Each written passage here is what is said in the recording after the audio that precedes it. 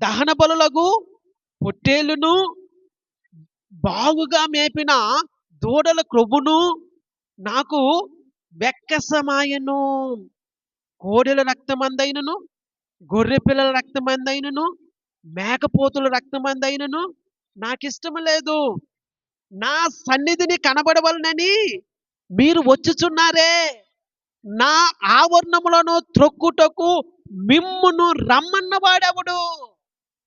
ప్రియులారా, ఈ మాటలు చదువుతూ ఉండినప్పుడు నాకు నిజంగా బాధ అనిపిస్తా ఉంది.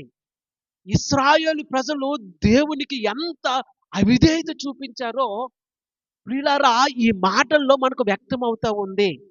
ఈ దినాన సంఘం విషయంలో ప్రతి చోట ఇటువంటి పరిస్థితులు ఉంటూ ఉంటుండగా దేవుని సేవకుడు ఎంతగా బాధపడుతూ ఉన్నాడో ఆ సందర్భము మనకు